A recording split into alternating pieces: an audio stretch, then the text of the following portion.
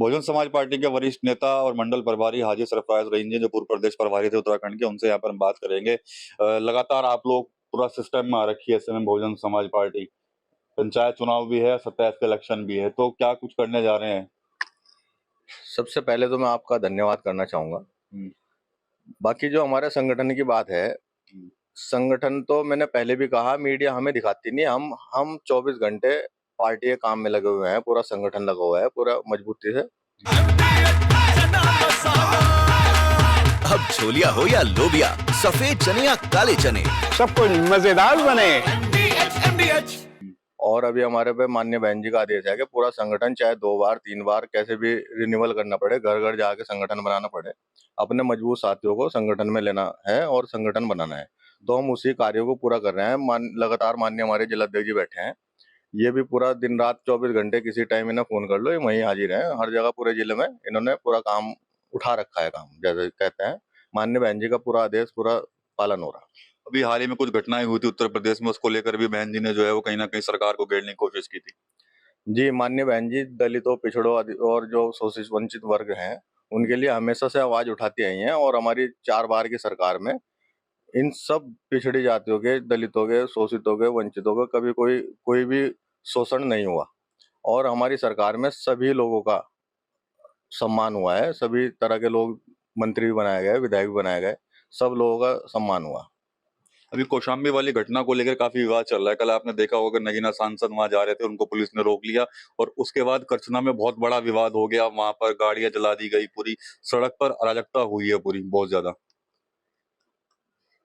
ये तो असल में जो ये लोग नई नई पार्टी बना रहे हैं, नए नए संगठन बना रहे हैं, ये कैडराइज लोग नहीं है। और हमारी बहुजन समाज पार्टी से लेके या बाबा साहब से लेके, बाबा साहब ने संविधान बनाया, उसके लिए कुर्बानी, एक आदमी की कुर्बानी नहीं दी बाबा साहब ने। सब अपनी अकल से और संयम बरत के संविधान बनाया। उसके बाद मान्यवर काशीराम साहब ने पार्टी, बहुजन समाज पार्टी बनाई, DS4 बनाई। तो मान्यवर काशीराम साहब ने भी कभी कोई उपद्रव नहीं कराया, ना कोई एक आदमी कोई घायल हुआ, ना कोई मरा। इसी तरह आगे चल के माननीय हमारी आदरणीय बहन कुमारी मायावती जी ने बहुजन समाज पार्टी की 4 बार सरकार बनाई। कभी भी कोई आंदोलन, मतलब कोई भी घटना ऐसी नहीं हुई जिसमें कोई आदमी मरा हो या कोई घायल हुआ हो या कोई जेल गया हो। ये सब लोग ये कैडराइज लोग हैं और कैडराइज ये अपने कार्यकर्ताओं को करते हैं। हमें कैडराइज कर रखा है, या हमारे कार्यकर्ता जो भी हम कैडराइज हैं, तो इसीलिए हम कोई ना तो उपद्रव चाहते, ना कोई उपद्रव करते। और हम अपनी बात बिल्कुल सिस्टम के साथ रखते हैं। माननीय बहन जी भी सिस्टम के साथ ही बात रखती हैं। अब कल आप प्रेस कॉन्फ्रेंस माननीय बहन जी ने करी परसों, उस प्रेस कॉन्फ्रेंस में भी दलितों को, पिछड़ों को, आदिवासियों को, शोषितों को, वंचितों को लेकर के बात की कि अगर इन पर कोई भी अत्याचार होगा तो ये बर्दाश्त से बाहर है। अपनी बात रखने का तरीका होता है। तो अब जो वो आप जिनका नाम ले रहे हो, चंद्रशेखर जी, वो देखेंगे। अब उन्होंने तो कल मना कर दिया कि ये मेरे कार्यकर्ता ही नहीं थे। तो ऐसे तो सब नेता पल्ला झाड़ लेते हैं जब कोई काम हो जाता है। तो ये तो उनके जो भी है, वो तो उनकी सोच है। कई बार बहुजन समाज पार्टी तरफ से कहा गया है कि भाई युवाओं को भ्रमित किया जाता है, फिर उनको मुकदमे झेलने पड़ते हैं फिर उनको। बिल्कुल भ्रमित किया जा रहा है। इसमें जो युवा हैं, कुछ युवा है उसमें, ऐसा नहीं है।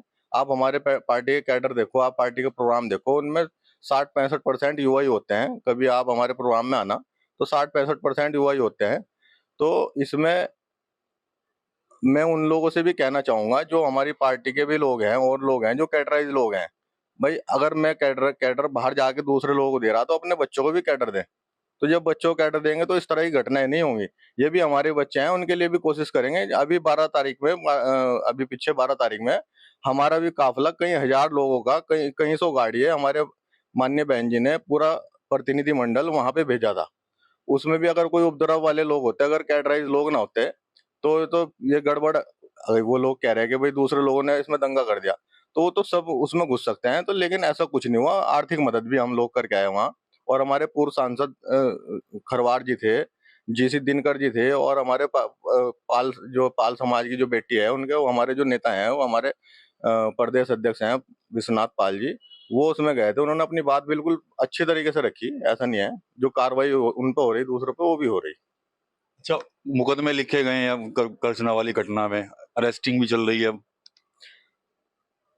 वो तो 1.5 लाख से ज्यादा युवाओं पे उत्तर प्रदेश में मुकदमे हैं इसी तरह के। उन सब के घरों में पूछ लो जा करके कि उनके क्या हाल है। ये जो लोग, जिन लोगों के चक्कर में ये युवा हमारे बच्चे ये मुकदमे लगवा रहे हैं, तो वो ही पूछ ले जाके कि भाई वो कौन, जिनकी वजह से तुम मुकदमे लगवा रहे हो, वो किसी ने पूछा भी है नहीं आगे। 1.5 लाख युवाओं का भविष्य बर्बाद कर दिया। ये सब पढ़े लिखे बच्चे हैं, सब इनके ना सरकारी नौकरी लगेगी ना कुछ लगेगा। जब जेल चले जाएंगे, मुकदमे लग जाएंगे, फिर कहाँ नौकरी कर लेंगे। उनके माँ बाप उन्हें बड़े अच्छे से पाल पोस रहे, तो उनको ये समझना चाहिए कि भाई अपना संयम रखे, अपनी बात रखें। उसमें बात रखने में कोई दिक्कत नहीं है, बात रखें। एक रोहिणी गावरी वाला प्रकरण काफी छाया हुआ है। कल भी रोहिणी गावरी लाइव थी हमारे यहाँ, तो उसने कहा है कि भाई मदद नहीं हो पा रही है। काफी परेशान थी कि मैंने सब जगह लिख कर दे दिया, और प्रधानमंत्री नरेंद्र मोदी से भी मैंने चिट्ठी लिखी है ताकि चंद्रशेखर पर एक्शन हो। भाई वो तो उनका पर्सनल मैटर है, वो उस पे वो भाई जब वो दूसरे के लिए कहते हैं कि मैं बोल रहा हूँ, बोलते ही हैं, करते तो कुछ नहीं, बोलते ही हैं। भाई बोलने में तो सबका अधिकार है, बोलना चाहिए। तो वो कर, उसमें तो उन्हें, वो चुप बैठे, वो देखेंगे, उनका पर्सनल मामला है रोहिणी गावरी का जो भी है। जबकि उन्हें तो इसका जवाब देना चाहिए, जो भी जवाब है। भाई जो तुम्हारे पे आरोप लगा रही है उसमें देखो तुम क्या मामला है। आरोप तो काफी गंभीर है उनकी तरफ से, अगर आपने भी सुने होंगे। भाई ये तो कानून का काम है, वो या उनकी अपनी पर्सनल लाइफ है, जैसे वो जी रहा है, वो जो भी है। चलिए ठीक है। तो हाजी सरफराज रहीम थे बहुजन समाज पार्टी के नेता।